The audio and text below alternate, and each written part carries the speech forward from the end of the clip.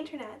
So it's the end of the month, and I don't really know why I say that at the end of every video, because after all, we do sort of live in the same time and space dimension, don't we? So it's the same time of the month for me as it is for you, but for me it's exciting times because these are some of the last videos that you'll see filmed in my home bedroom, because at the beginning of August I'll be moving into my new apartment in Vancouver and sort of taking you guys on that journey with me as I move into a new city and eventually in September a new job as well. So very sort of exciting, busy times full of packing and organizing things. But of course, as always, I found some time to get addicted to some beauty products and try some new things and rediscover some things as well. So let's just go ahead and start with beauty. I've started using this Maybelline Master Drama eyeliner all over again. I purchased it about 6 months ago and it got some use for me. It's a really good medium to dark brown eyeliner, but it is just really outstanding for summer because it's really long wearing. It gives you a little bit of blending time for the outer corners, so you can kind of work with things a little bit, achieve that outer V just like you want it, but it's not too dark. It has no shimmer. It's just a really, really nice retractable eyeliner at a really good price. So the color I use is called Bold Brown, and you can see it here. Next up is an eyeshadow, and I blogged about it and did a haul about it, so you guys have seen this before. This is the Pro Longwear eyeshadow in Sweet Satisfaction, which is why it looks monstrous. It's not a taupe, it's not a gold, it's just very neutral. It has a hint of shimmer. It's the perfect all over the lid eye color in my book. I find that's usually said about eyeshadows that have more pink or more white to them, that are lighter. This is a slightly darker version of that, and I just love it. It looks natural, like my eyelids, but better, basically.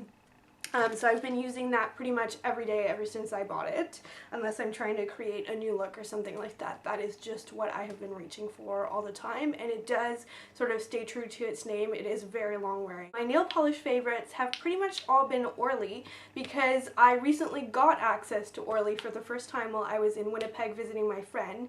So I pretty much like bought all the Orly nail polishes. They were awesome prices. They were, I think, just under $6, which I thought was just outstanding. I thought that Orly would be more expensive, and everything is always more expensive here in Canada when it comes across the border.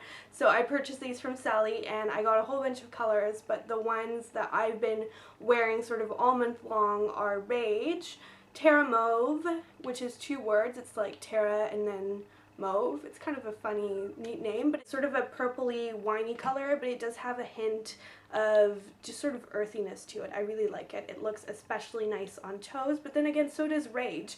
I really like the way it looks with like a really simple sandal. It's really bright and sort of funky. And then on my nails, I've been wearing Gumdrop quite a bit, and this is quite honestly the closest I've ever found to Tiffany Box Blue, because it has a hint of sort of dirty grayness to it. I know that sounds horrible, but something like Essie's Mint Candy Apple is just a hint too light and bright to really match the Tiffany's Robin's Egg Blue. So this is a closer match to me. It's just a really, really nice aqua turquoise polish. So I've just been absolutely loving them. The quality of Orly nail polishes is outstanding. If you live in Canada, there's a line called Quo by Orly sold at Shoppers Drug Mart, and I don't think it's anywhere as good as the regular Orly, in my opinion. I was really disappointed by that, so that was kind of the fail of the month. This one is kind of random and basic, but right before I left Vancouver, when I was apartment shopping there with my mom, we went to Whole Foods and they had soap there, and I needed soap because we weren't staying in a hotel. We were staying in like a rented apartment, so I picked some up there, and I'm stopping to smell this because it smells so good. This is the goat's milk soap that they sold there. It was actually the less expensive option. It's definitely less expensive than Lush soap if you compare. You get a really nice big block. This one's been used for a month, so it's definitely shrunk since I bought it. If I was smart, I really would have cut it up into smaller pieces because that helps to make your soap last longer, but I didn't. But it's not very melty for soap. It's not like melting in my hands like Lush soap tends to, and this is the lemon verbena scent, and it is just incredible. It smells so good, sort of green. It has sort of notes of tea and citrus to it. It's just really, really outstanding. It's also very moisturizing.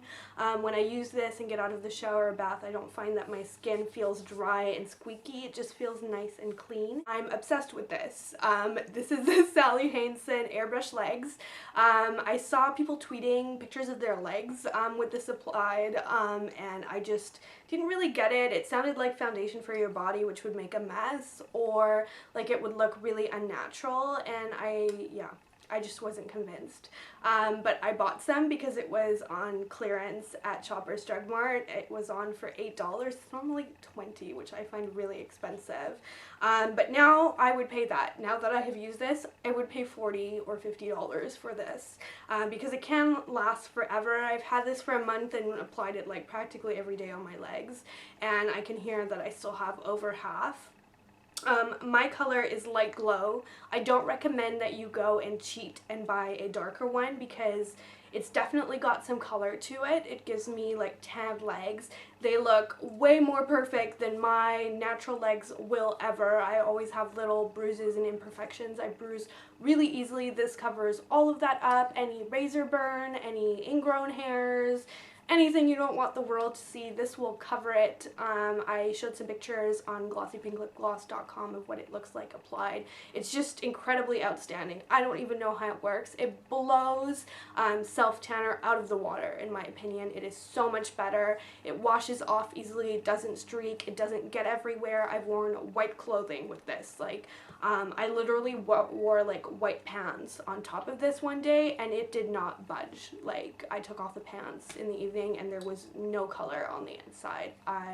Yeah, it's incredible. Normally, I'm a much bigger fan of really thick body butters because the skin on my body is kind of on the dry side, rather than a lotion like this Vaseline Cocoa Butter Deep Conditioning Body Lotion that is just an amazing bargain. It's really cheap for really big bottles. You can get smaller ones as well. But I always get the big one. I've used this for years, recommended it to so many friends. My mom uses it too. It's just really, really an awesome product. It makes your skin feel really hydrated, but it sinks in like in the blink of an eye. It's incredible. So I don't know, I've just kind of gotten into the groove of using this again, and I know that for those of you who like me like natural products, it seems kind of strange to apply something that's a petroleum product, Vaseline. This has Vaseline as, I believe, yeah, the second ingredient after water. It seems really odd to apply this to your skin. This does have some actually really good butters in it and vitamin E and other good stuff in it, so it's not like a very chemically type of product, but still it's not all natural. But that said, I've read a few studies that just kind of convinced me as to the benefits of applying petroleum products on your skin, which is that they can be very healing and retain moisture just really, really well, better than other natural products can. So I've kind of decided that the benefits outweigh the negatives in applying Vaseline, and I just found the studies about how quickly it can heal cuts and skin just really convincing.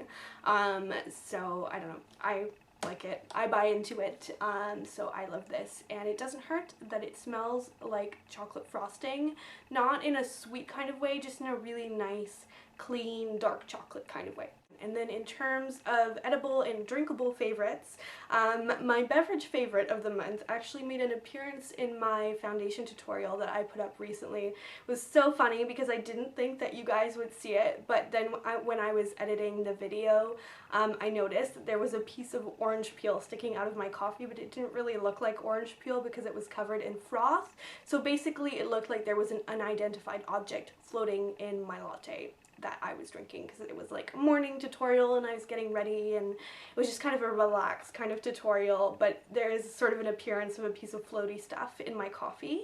But the reason for that is that throughout this past month I have been absolutely adoring putting orange peel in my tea and in my coffee. It just tastes so incredible if you just kind of use a sharp knife to just take the skin off of the orange. Make sure you don't get any pith because that will make your beverage kind of bitter. But if you just get the peel, a nice sort of thick piece and it will kind of roll around on itself, and you just kind of score it a little bit with the sharp knife to let it release those essential oils. Make sure you wash it before you take the zest off so that it's nice and clean and you're not drinking wax and nasty stuff. And then I just kind of put it in my coffee with some milk, and it just kind of gives it this orange latte flavor without any syrup or anything like that. It just tastes incredible. If you've never tried it, I highly recommend it. If you like tea, I like tea too sometimes. I like to do Earl Grey with a couple pieces of orange zest as well, and maybe a little honey, and it just tastes so good. You can do it iced, you can do it hot. I've just been having it like all month long. I just absolutely adore it. And so if you ever see me drinking coffee or tea in another tutorial or vlog and there's floating stuff in it, now you know what it is. So that's my beverage favorite, and then my food favorite, my snacky favorite, I like to kind of share little snacks with you guys that I like. This month has been walnut halves. I can be pretty lazy sometimes, especially for someone who really likes to cook and will take like hours of time in the kitchen to prepare a recipe. I'm too lazy to crack open a walnut, which is kind of ridiculous, but I find that if I buy them in the shell, they just kind of sit there and go bad, and rancid nuts are like just the worst thing ever. They taste horrible, and then you have to throw them out, which is terrible because they're pretty expensive. So I've just been getting these from Walmart, and the Joe's Tasty Travel Natural brand. It has nothing added. It's just walnut halves, and they're not like mushed up or anything. They taste really fresh and just kind of sweet and good and crunchy, and they're so satisfying. I like to have this as a snack sometimes with a piece of Gruyere or just by itself. So I've been loving these for the entire past month. This is my second bag. I just bought a new one, and this is it. And yeah, they're just delicious. I don't know if you guys are interested in the nutritional information, since they don't actually contain anything but walnuts, but they are a really good source of fiber. They have negligible sugar, and then they have a little bit of calcium, a lot of iron, 10% of your daily intake for half a cup, and yeah, that is it. So I guess I'll let you guys go. I'm going to go back to packing up my boxes. I'm going to let you guys go, and I'll see you in my next video. I hope you had a really good month. Bye!